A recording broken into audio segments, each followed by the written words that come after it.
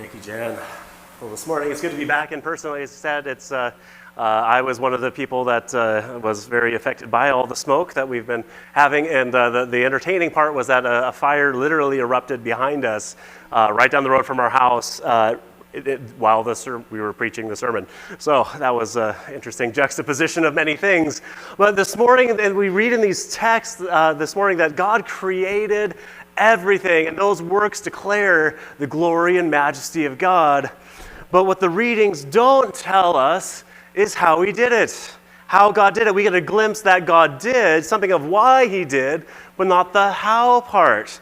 And if you start to Google "can science" and fill in the blank, that feature tells us a lot about our assumptions and hopes that get propped up by our academic endeavors. And for those of you that don't know or don't remember, that's actually where my undergraduate degree is in mathematics and chemistry.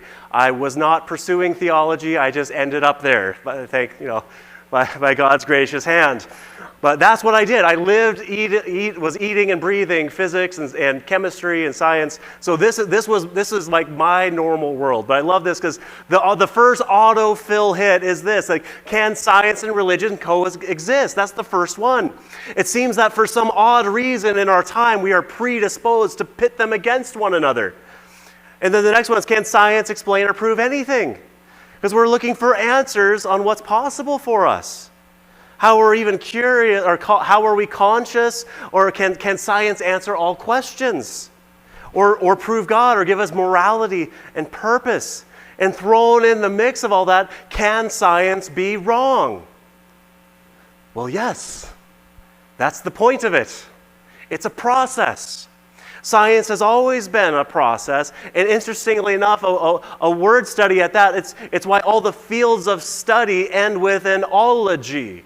It's the logos, the words that make up that conversation, a conversation that started when God spoke. And yet, because we've become so enamored with the process, we've tried to get it to answer the question of status. But process and status are two very different things. And if we're just mapping numbers and things that are consistent or observable in the world around us, it doesn't work backwards to infer meaning. Just because we can see something doesn't mean we know the why of something or even how it truly works. Just because we can see something doesn't mean we even believe it or ever know how it really works. Again, something similar from last week, how we've decided what evidence counts or is enough, but how many of the disciples saw Jesus performing miracles and saw the dead brought back to life and still missed it until after they saw the resurrection? And even then, it was scattered. And even if the evidence is before us, we may not interpret it correctly or realize what's taking place. Because how many of us really know how the internet works? The Wi-Fi that we're currently surrounded by, yet it is part of reality. It is incredible, for a host of reasons. But just because we can see or even just sort of know or have a general understanding doesn't mean we know how to interpret it well or leverage it properly or make life choices in response to those kinds of things. Because, it's great to, teach your children how to use, tools and build things and all that, but you're not going to start by handing them an impact hammer. Driver. Like, you're going to hand them smaller tools that you're not going to get hurt by. Otherwise it doesn't end well. It's like if you, in the wrong hands, right, even if we're grown-ups using power tools, that doesn't always end well.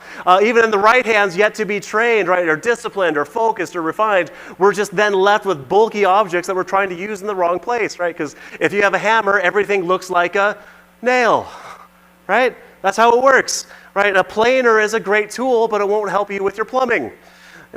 But it might level the sheeting beneath the shower pan. So I've been a plumber too. But science is based on faith that the world and the cosmos can be known by us. That we can leverage our minds to understand the world around us, to help further shalom, to know how to best flourish in the place that we find ourselves. And because a good thing can be twisted, it can also mean to exploit the world around us. And that we can steward the world and its resources that we're given, or we can burn our bridges and care for creation rather poorly too.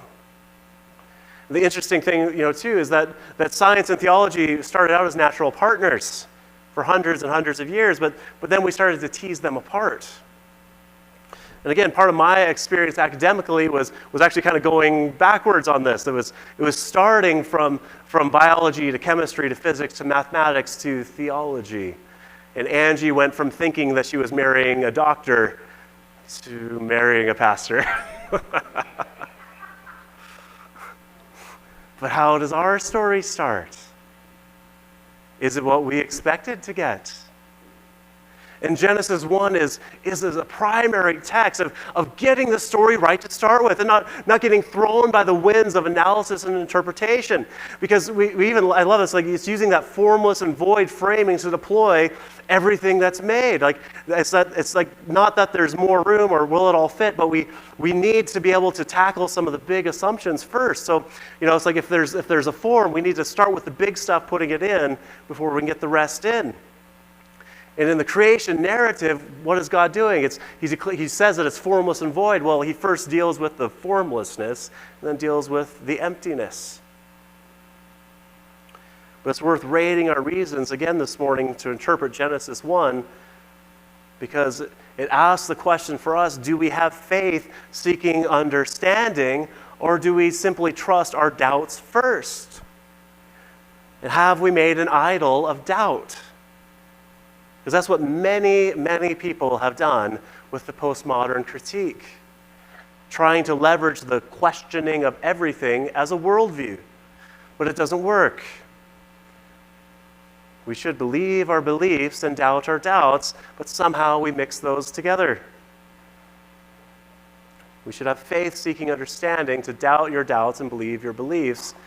And the idea of can science, right? We elevate that idea of science to some kind of magic or sorcery or something like the Philosopher's Stone, where if we can just rearrange the molecules just enough, we can turn rocks to gold. But the idea behind all this is, can we manipulate the world in such a way that we can get our way with less work or get an outcome we prefer over the reality we're facing? Well, I want to ask you this one. Can science explain the relationships you're in now? If you're going to put more faith in your doubts than your beliefs, how do you think your relationships will fare? Lee, how would that have gone? What do you think will happen if your spouse tells you they love you, and do you say, I doubt it? I'll test that hypothesis. How's that going to end? Not good.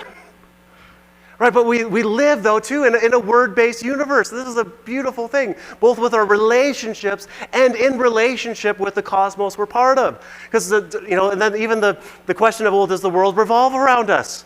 Well, that's what infants think. And they know they're in charge. They let us know. Or that in physics, that the fact is that the universe is fine-tuned for carbon-based life forms, and we can all see it, and it demands explanations, and we respond, though, to God speaking by worship. And if in the beginning was the Word, and the Word was with God, and the Word was God, we live in a word-based reality. Mathematics even is word-based. The Human Genome Project is 3.4 billion letters in a row. And we long for those. We love to hear our words too, don't we? Even if we're not ready or if they're not. We still long to hear a word spoken to us. And that changes worlds. Even if we don't have all the right answers readily at hand, when Jesus gives the Great Commission, in Matthew 28, he says, all authority in heaven and earth has been given to me, therefore go and make disciples of all nations, baptizing them in the name of the Father, the Son, and the Holy Spirit, and teaching them to obey everything I've commanded you. And surely I am with you always to the very end of the age. And I love this. It's not that Jesus says all the answers are given to us. But he has all authority in heaven and on earth. He's the one who sets the standard. And we can be blessed living under the authority of Jesus. His yoke is the one that brings life. So he says, come to me, all you have overburdened yourself, and he will give you rest. But if we're trying to live according to a standard other than the one that's set by God, It set things to ruin.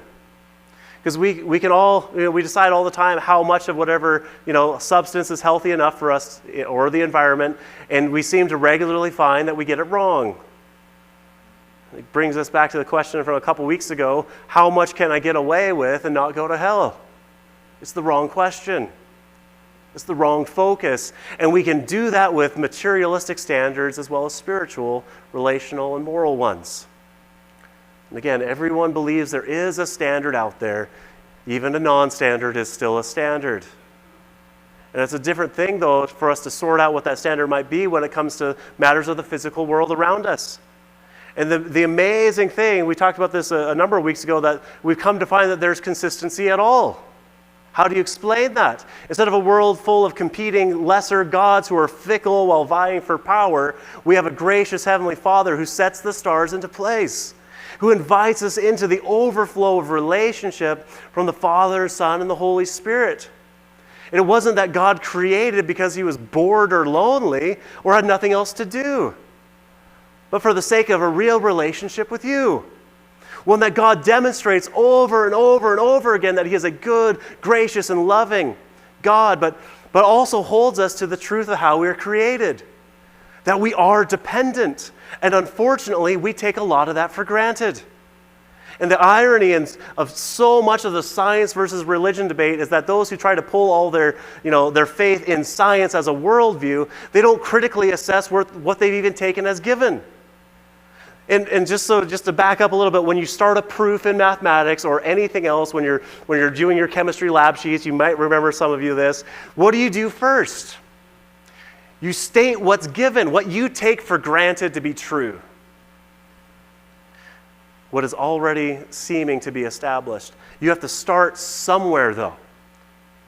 But the effort it takes to be thorough on that opening framework got many of my friends' tests and papers marked down, because there's a lot we have to account for. In the years spent in chemistry and physics labs too, right, we had to state our starting points, work hard to create the product in the lab or run an experiment to test the theory at hand. But again, we didn't create any of the source material. Even then, it was pretty spotty at best to getting the intended outcome, even in the lab. And it was incredible to participate in those labs to see what worked, but as much as we might be playing with the grown-up version of Legos with chemical analysis, it took very specific controlled conditions to get anything close to what we were aiming for. And I remember one lab early on in organic chemistry that we made the chemical that smells like bananas. It was incredible. It's like we made bananas that day. And we walked back into the lab, it's like, it's all brewing in there, and it smelled like bananas. But there wasn't anything healthy in that place. And it was not worth the risk of, putting any on ourselves to smell like bananas as we left. We were, whatever we were brewing in there. And that was just the smell of one fruit. Hours after painstaking hours to get enough of something to make a scratch and sniff experience. Like, that's what it was. But the big takeaway is this: there's a lot that gets projected onto the scientific method that it wasn't built to handle. And when you don't get the results you're looking for, suddenly you're left trying again. It's rinse and repeat until you've gotten the results that you may have wanted, or then you finally shift your goalposts in light of what's happened from the previous go-arounds. But it's putting our faith, our reason for existence, projecting our sense of identity on a process to understand the world around us, a world where discovering the rules at play for the sake of what we might say we believe in science. Well, as Christians, we do too. Where do you think science actually got its foundation? That we can understand something that God has made. Because we're made in his image, and it seems reasonable and rational. We believe that God created and he made us in his image so we can understand how it works. And it is incredible that we're invited into those life-speaking words. And much ink has been spilled trying to pit religion, especially Christianity, against science, and Western science in particular, when the irony is that our current approach to science and its methodology only developed in the Christian West among the believers who had faith-seeking understanding, not the other way around. And if you start to dig under the surface, at like basically all the debates that are leveraging science against faith, you quickly find a bunch of folks raging against faith with anything they think they can throw at it because they just don't like it. But science is just looking at what God has done. And the heavens declare the glory of God. There's a great guy that I actually just recently stumbled upon, Dr. John Lennox. He's the mathematics professor at Oxford, and he actually he got over into that arena of things just as C.S. Lewis's life was coming to a close. But he had a great book called "Can Science Explain Everything?" And he wrote this a few years ago, and because he's constantly challenged. Surely you can't be a scientist and believe in God these days. In reply, he likes to ask a very scientific question. Why not?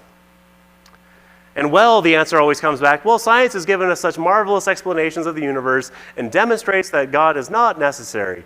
Belief in God is old-fashioned. It belongs to the days when people didn't really understand the universe and just took a lazy way out and said that God did it. That sort of God in the gaps thinking won't do it anymore. And instead, the sooner we get rid of God and religion, the better.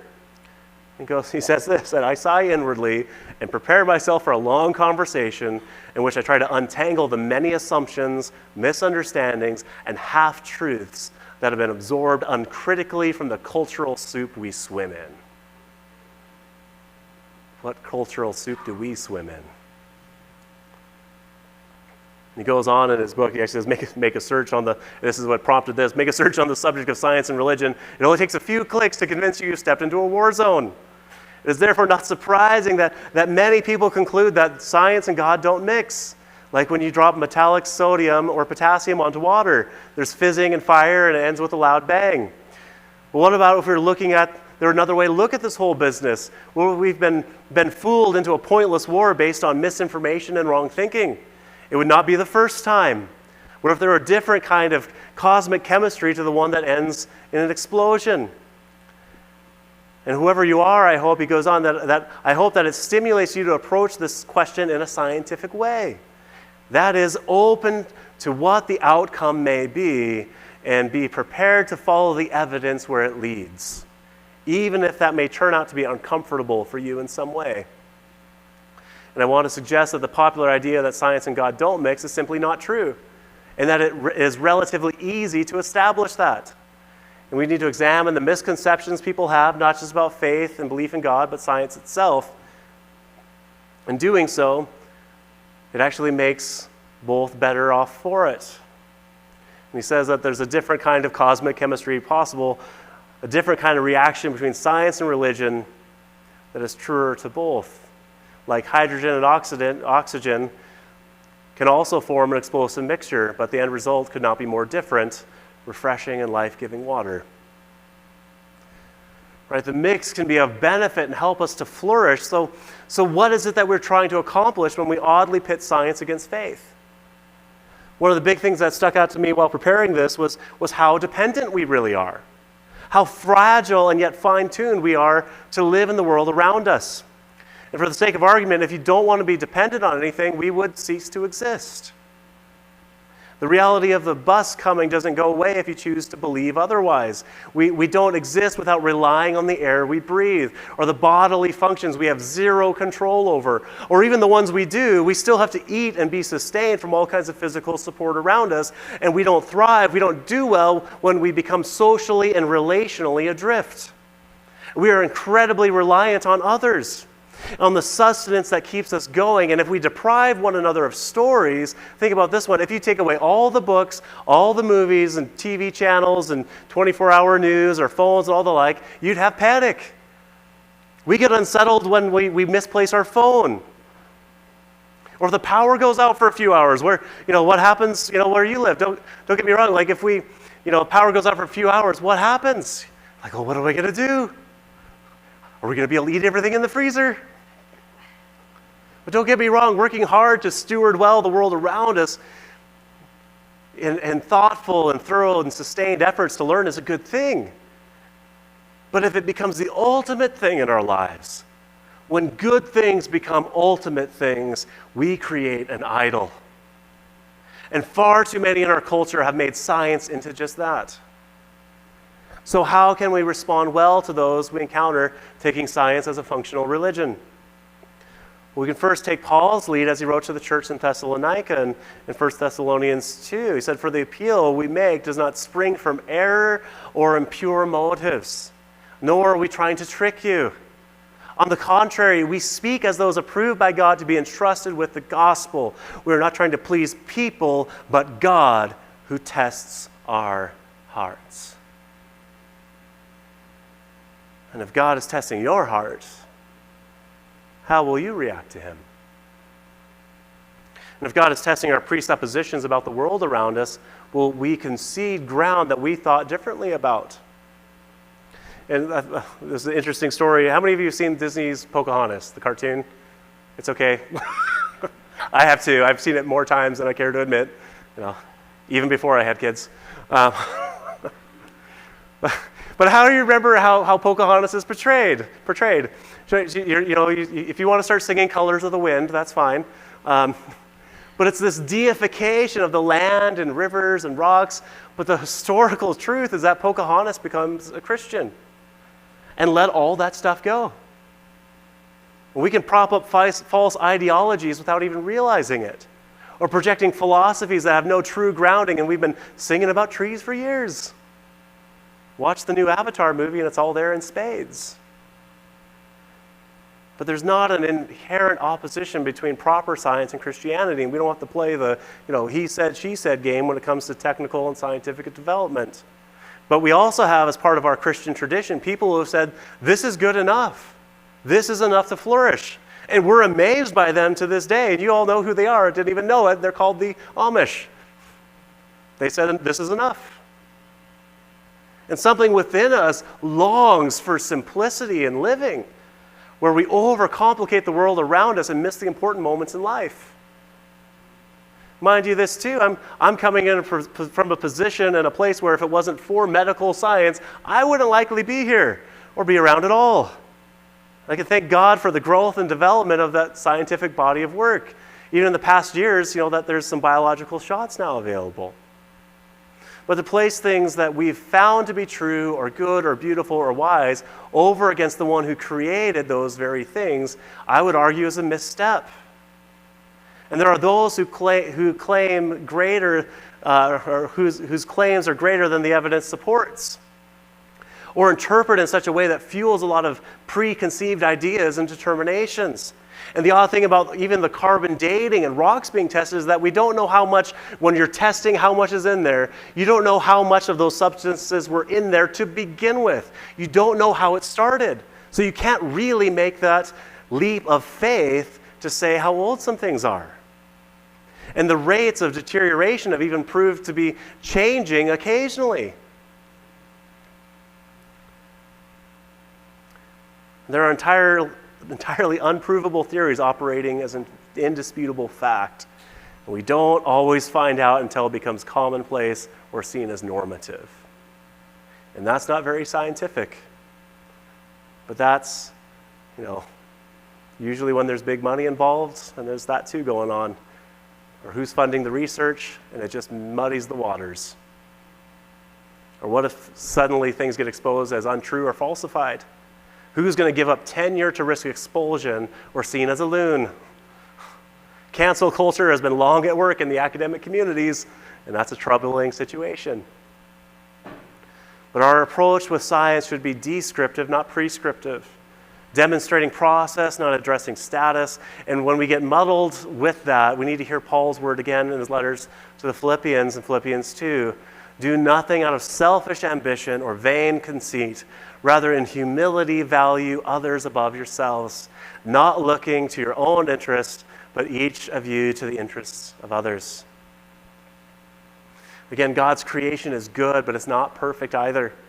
And there's a cultivating to be done, and we've been commissioned to do so. It's what we're placed in the garden to do. We see that in the creation narrative in Genesis 1, a sense that things are getting better. And we go from good, it was good, to it gets very good at the end. But it's not as good as it can ever get. There's growth to take place for us and for the garden around us. And with the commission to have dominion over the created order, it is a claim that affirms the world as something created and finite just as we are. We're not gods in of ourselves, nor is the world around us. And the material world is not the be-all, end-all of reality. And the claim and the worldview from Genesis 1 establishes itself as something other than the deifying of objects and creations within creation, or creatures within creation. Right? We don't worship the stuff God made. That stuff might help us worship. We might see the glory and majesty in the work of his hands, and it's a good thing to get out in the world to see it, but it's not the object of our worship. It's also not a replacement for being in the community of believers on a regular basis.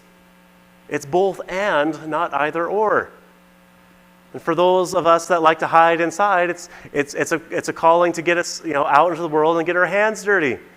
And for those, again, who would rather hide in the woods, it's time to face your fear of people and someone getting to know you in a church.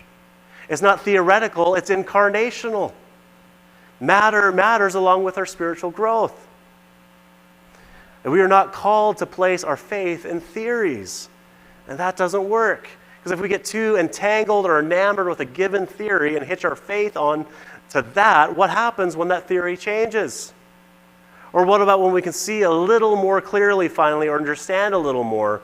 And we don't have to play the argument and defense game when people claim that science disproves religion. We can instead invite people to come and see the one who created it, sustains it, and will see it through. And in a world that will pick and fight for every scrap, we can share a God of abundance, the one they are meant to be in relationship with, and to see science as a positive as much as it is limited to our understanding. And we get to share a faith seeking understanding with those around us. And that's a wonderful calling to share. So let's pray. Heavenly Father, I ask this morning that you would help us look for those unspoken assumptions, or the things that we take for granted in our own lives, as well as the debates that constantly rage around us. Lord, help us to find what we've taken for granted or we've not been grateful for. Lord, we know what happens just in our own relationships when we do that.